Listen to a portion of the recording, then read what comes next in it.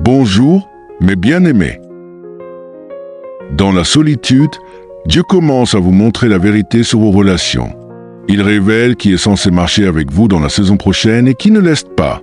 Ce processus peut être douloureux, car certaines personnes dont vous devez vous séparer peuvent vous être chères. Mais lorsque Dieu retire quelqu'un de votre vie, c'est pour une raison. Il voit ce que vous ne pouvez pas voir et comprend ce qui pourrait entraver votre croissance. Pensez à Abraham quand Dieu l'a appelé à quitter son foyer pour une terre qu'il lui montrerait.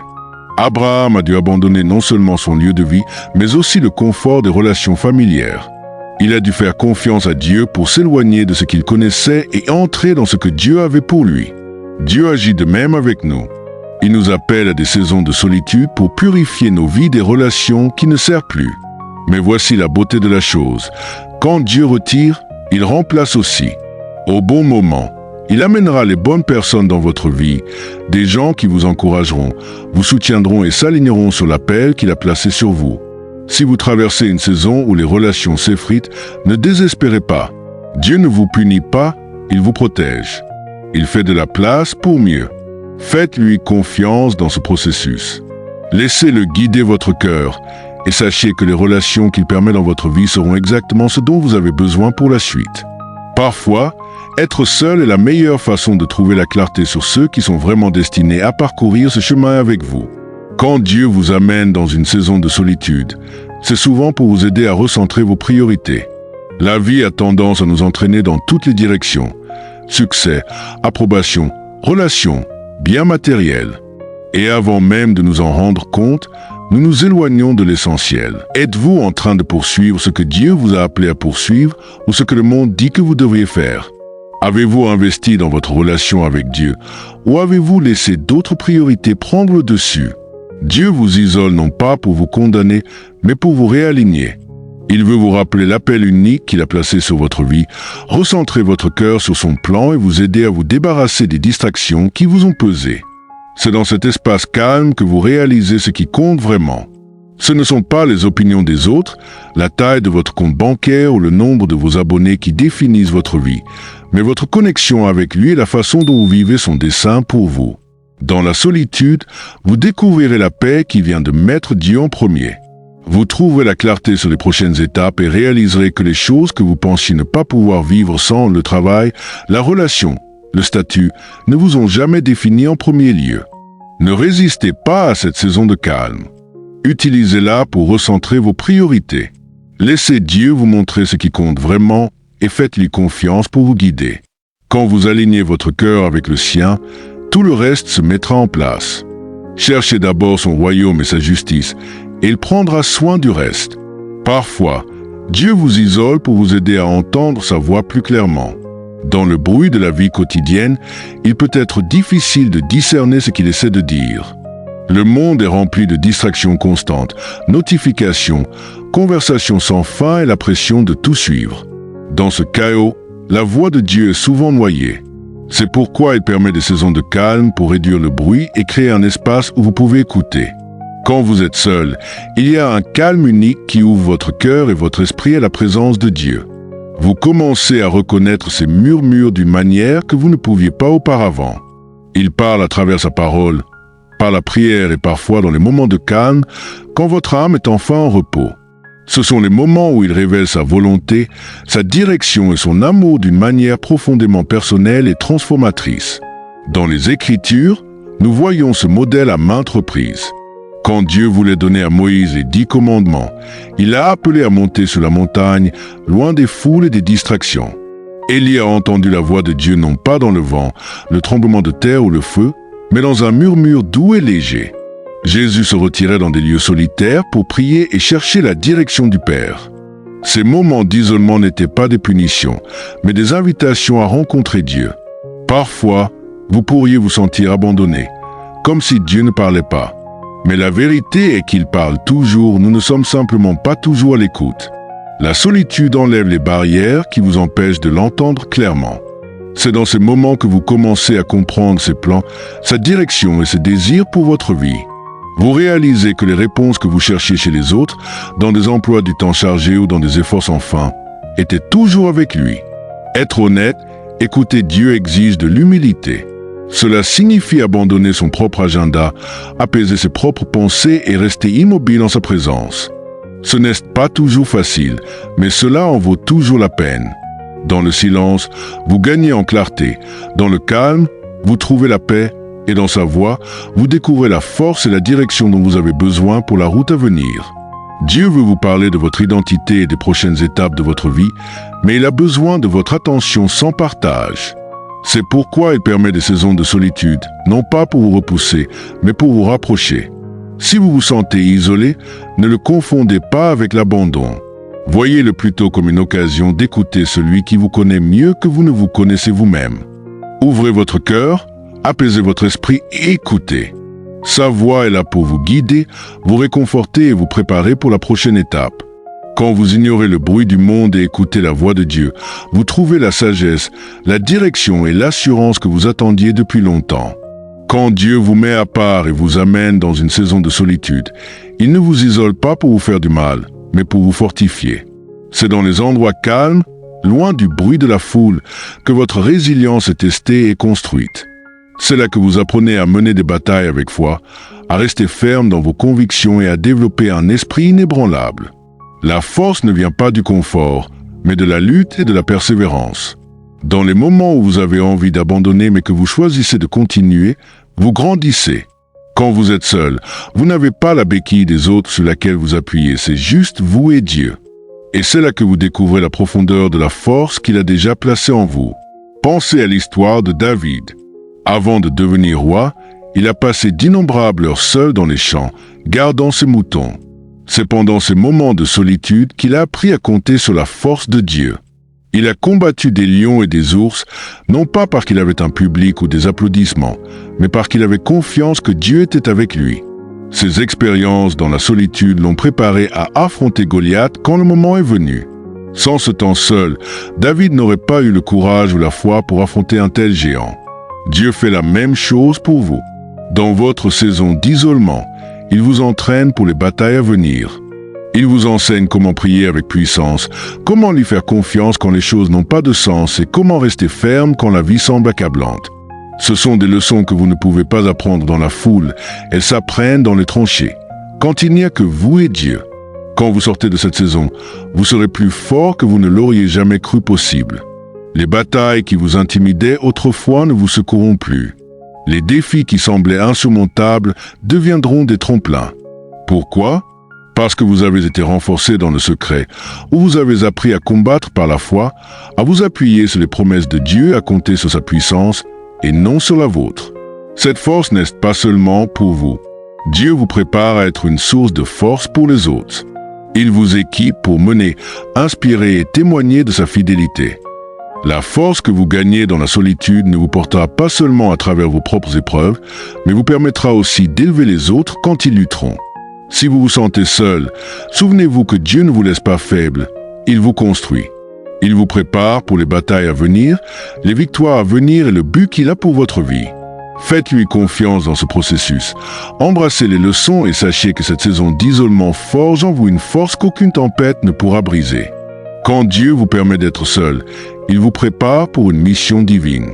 Votre solitude n'est pas du temps perdu, c'est une saison d'alignement divin où Dieu vous équipe pour quelque chose de plus grand que ce que vous pouvez imaginer. Il ne travaille pas seulement en vous, mais aussi autour de vous, en orchestrant les circonstances, en ouvrant des portes et en alignant les gens pour accomplir le but qu'il a pour votre vie. Pensez à Esther. Elle ne savait pas que son temps de préparation dans le palais, loin de sa famille et de son peuple, la positionnerait pour sauver une nation. Elle ne comprenait pas pourquoi elle était mise à part, mais Dieu la préparait pour un moment qui allait changer l'histoire. C'est la même chose pour vous.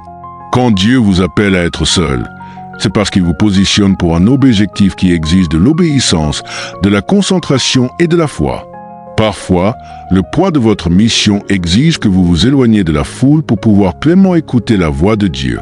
Si vous étiez entouré de distractions, vous pourriez manquer les instructions qu'il essaie de vous donner. Votre solitude devient l'espace sacré où il révèle son plan, plante des graines de vision et de direction, et vous donne la clarté et le courage pour entrer dans votre appel. Pendant ce temps, Dieu retire souvent ce qui n'est pas nécessaire pour la saison prochaine, des habitudes, des relations ou des mentalités qui ne s'alignent pas avec son but pour vous. Cela peut sembler une perte, mais en réalité, c'est un gain. Dieu ouvre le chemin pour que vous puissiez marcher avec audace vers l'avenir qu'il a préparé pour vous. Dans la solitude, vous commencez à voir que la mission ne vous concerne pas, elle concerne ce que Dieu veut faire à travers vous.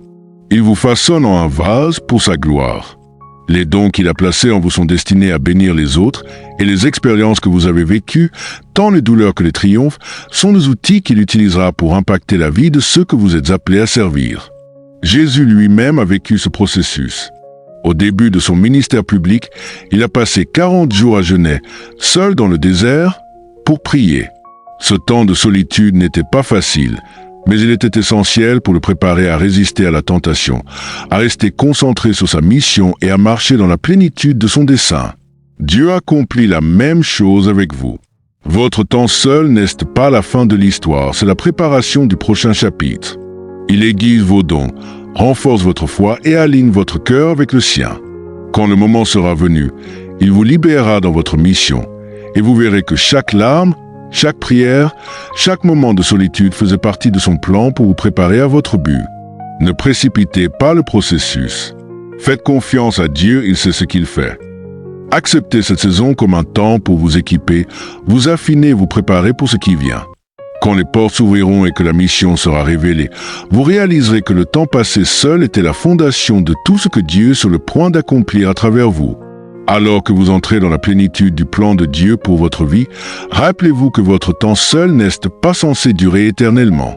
La saison de l'isolement est juste cela, une saison. Elle est temporaire.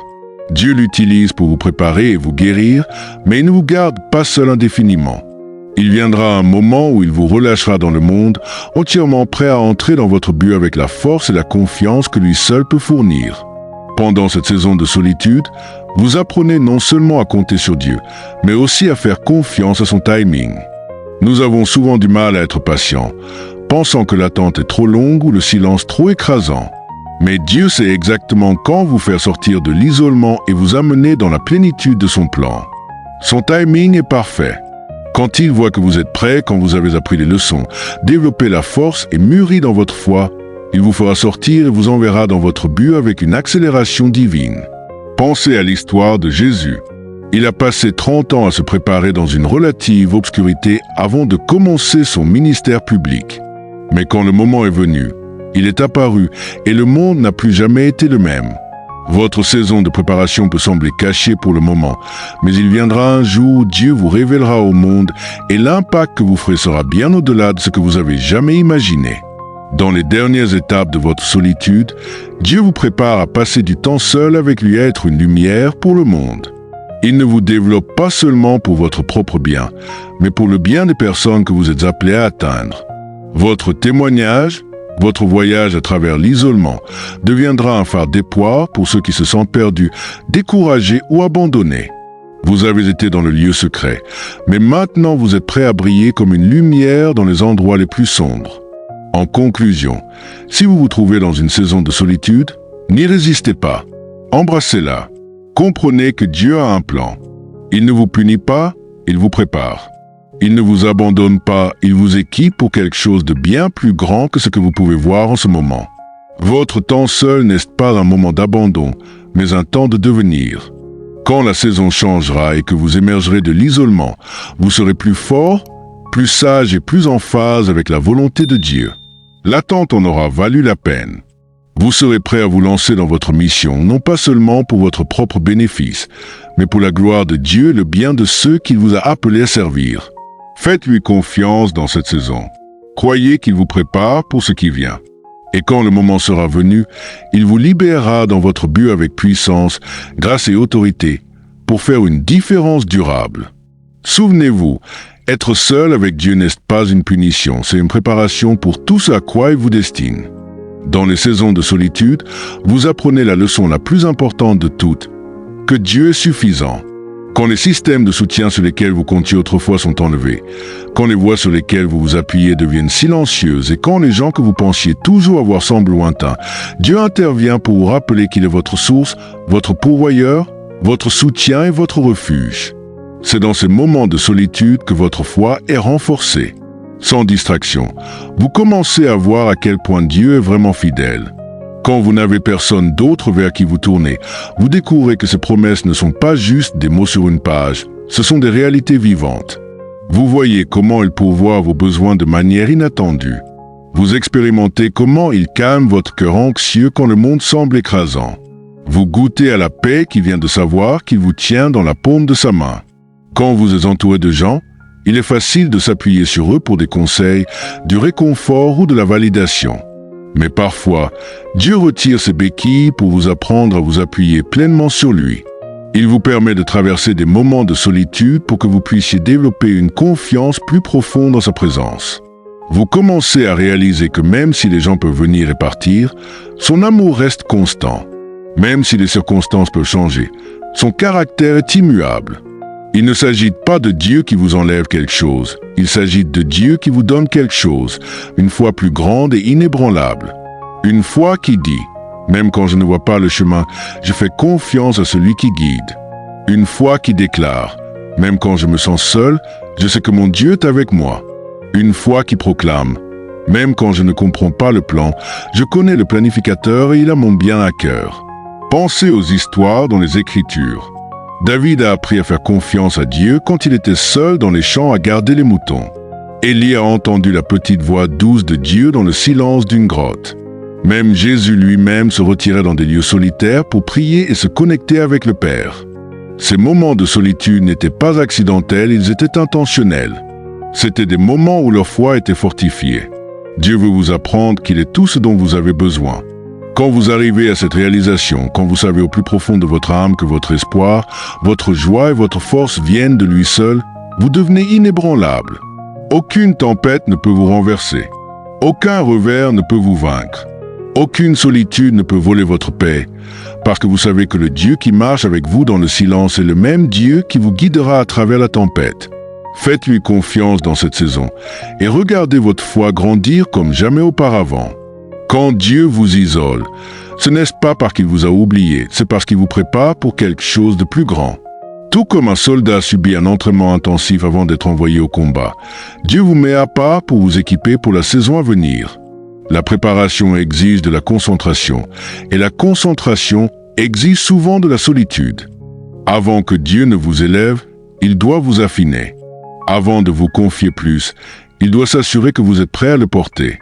Parfois, cette préparation peut ressembler à un contretemps, mais en réalité, c'est une mise en place pour ce qui vient. Les plans de Dieu pour vous sont bien trop grands pour vous envoyer non préparés. Il vous isole parce qu'il vous façonne en la personne que vous devez devenir pour la mission à venir. Pensez à Joseph dans la Bible. Avant de devenir le deuxième homme le plus puissant d'Égypte, il a enduré une longue saison d'isolement, trahi par ses frères, vendu comme esclave et emprisonné. Mais dans ce temps de séparation, Dieu travaillait dans les coulisses, préparant le caractère, le cœur et la sagesse de Joseph pour le rôle qu'il était destiné à remplir. Si Joseph avait sauté la préparation, il n'aurait pas été prêt à gérer la responsabilité qui accompagnait sa position. Dans votre saison de solitude, Dieu construit quelque chose en vous que vous ne comprenez peut-être pas encore complètement. Il vous enseigne des compétences, vous donne de la sagesse et affine votre caractère. Il élimine l'impatience et plante la persévérance.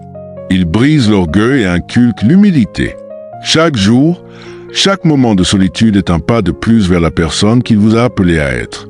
Dieu vous prépare souvent en privé avant de vous utiliser en public. Les victoires que vous voyez à l'extérieur sont toujours le résultat de batailles menées en secret. La personne qui semble forte, confiante et accomplie n'est pas arrivée là du jour au lendemain, elle est passée par un processus. Et vous aussi. Mais ne vous précipitez pas. Acceptez-le, parce que la saison de préparation est tout aussi importante que la destination. N'oubliez pas que Dieu ne prépare pas seulement la personne, il prépare aussi le lieu. Pendant que vous êtes en isolement, Dieu travaille aussi sur les circonstances, les gens et les opportunités qui s'aligneront avec son but pour vous. La raison pour laquelle cela prend du temps est qu'il prépare quelque chose de bien plus grand et meilleur que ce que vous pouvez imaginer.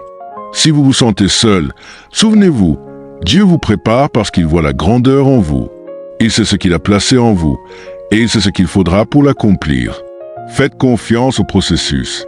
Faites confiance à la préparation. Et faites confiance au Dieu qui voit la fin depuis le début. Quand le moment sera juste, il vous libérera dans votre but, et vous verrez que la saison de solitude était la fondation de tout ce qu'il avait prévu. Dans le calme d'être seul, Dieu vous enseigne une vérité puissante. Vous ne pouvez pas aimer pleinement les autres jusqu'à ce que vous appreniez à vous aimer vous-même. Pas le genre d'amour superficiel et fugace qui dépend de votre apparence, de ce que vous avez accompli ou de la façon dont les autres vous perçoivent. Mais l'amour profond et durable qui vient de comprendre qui vous êtes en Christ. Quand vous êtes seul, les distractions sont enlevées, les opinions des autres s'estompent, et vous êtes laissé à affronter vous-même, vos peurs, vos insécurités et vos défauts. Pour beaucoup, c'est inconfortable. Mais Dieu permet ces moments pour que vous puissiez vous voir comme il vous voit. Il sait que vous avez passé trop de temps à compter sur la validation externe pour vous sentir digne. Il veut que vous arrêtiez de chercher l'approbation du monde et commenciez à trouver votre identité en lui. Dans la solitude, Dieu commence à réécrire l'histoire que vous vous racontez. Les mensonges qui disent que vous n'êtes pas assez, que vous êtes trop brisé ou que vous êtes indigne d'amour sont remplacés par sa vérité. Il vous rappelle que vous êtes créé avec crainte et merveille, à son image et choisi dans un but précis. Il vous montre que votre valeur n'est pas liée à vos performances, vos relations ou votre passé.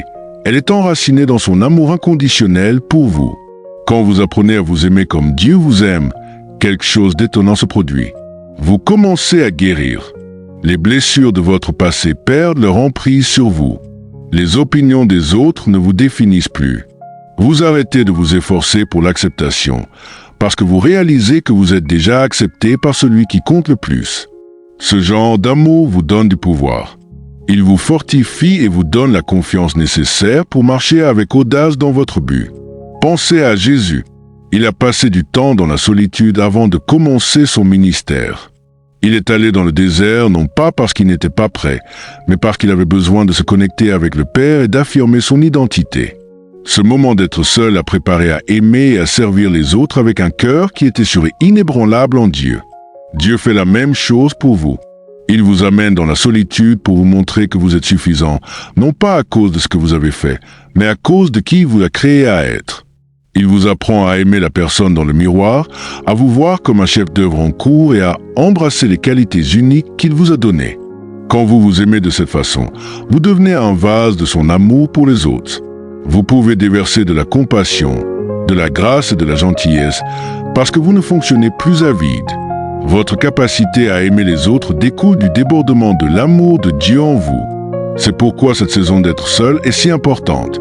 Il ne s'agit pas seulement de vous, il s'agit de vous préparer à aimer et à servir les autres d'une manière qui reflète son cœur. Alors n'ayez pas peur d'être seul. Accueillez-le comme un moment pour renouer avec Dieu et redécouvrir la beauté. Soyez bénis abondamment. N'oubliez pas de vous abonner de l'ICARE et partager cette vidéo.